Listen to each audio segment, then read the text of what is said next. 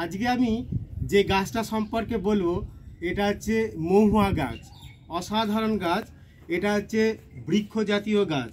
আমি বনসাই আকারে টবে করেছি। এগুলো মূলত আমাদের এখানে পশ্চিমবঙ্গের সাধারণত পুরুলিয়া, বাঁকুড়া এইসব জেলাতে দেখতে বেশি দেখা যায়।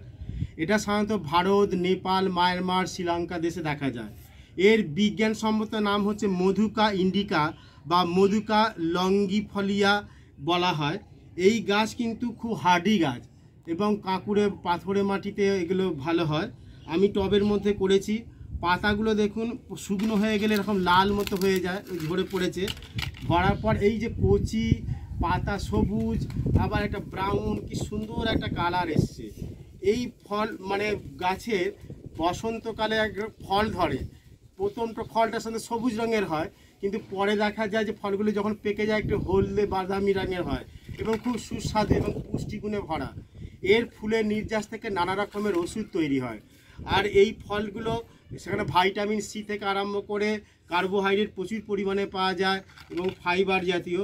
অনেকে এই ফলগুলো খায় এবং এই ফলগুলো থেকে আমরা নানা রকমের ওষুধ পেয়েই থাকি এবং মাদকও তৈরি হয়। এই ফুলের নির্যাস থেকে নানা রকম ওষুধ তো পেয়েই থাকি।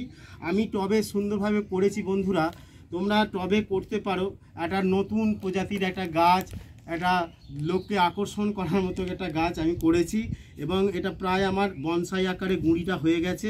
প্রায় এটা আমার 7-8 বছরের গাছ এবং আমি টবে রেখেছি। বন্ধুরা তোমরা এই গাছটা করতে পারো। এই বলে আমি সবাইকে আমার এই চ্যানেলটা সাবস্ক্রাইব করার জন্য বলবো। যদি ভালো লাগে একটু লাইক, শেয়ার, কমেন্ট করতে ভুলো না।